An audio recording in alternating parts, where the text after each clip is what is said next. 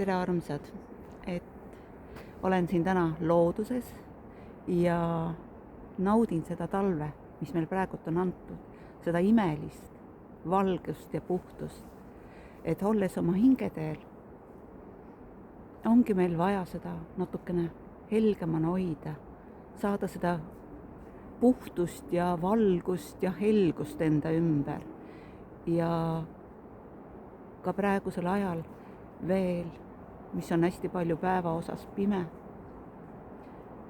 et tegeleda oma sisemiste varjudega, oma hinge haavadega. Et ise tehes hinge juhendamist hetkel, oli mul täna selline ülesanne nagu mingile olukorrale nagu andestada ja sinna kinnitus öelda. Ja ma hakkasin läbi mõtlema, et mis see võiks olla. Siis meenus mul lapsepõlv. Esimene klass, kus ei olnud liiga nõrk, et istuma jätta, vaid meie ajal saadeti nagu nõrgemad teiste kooli. Ja mind praagiti välja, et ma ei olnud sel hetkel nii tugev ja ka mitte nii nõrk. Ma olin vahepealne, aga et klassi edukus oleks hea, siis praagiti nõrgemad välja ja saadeti internaatkooli. Seal ma õppisin iseseisvalt käituma, oma rahadega ümber käima. Aga ütleme, selle väikse lapse hing, see annab ka praegu tunda.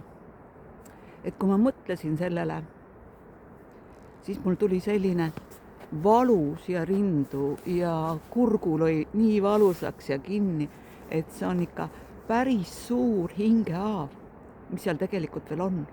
Kuigi ma omast arust olen sellega tööd teinud.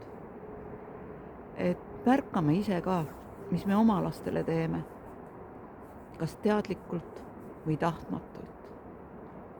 Et see on küll selline koht, kuhu ma pean veel vaatama. Et see on ikka päris sügav valu ja see on ju saatnud terve elu.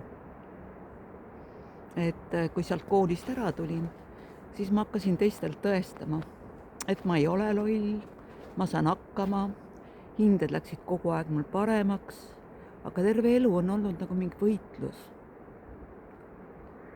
Ja soov saada teistelt tunnustust, et sa oled parim, et sa saad hakkama, et sa oled tubli. Et sellega seoses, mis lapsepõlves oli, see oli kogemus, aga ta on saatnud terve elu.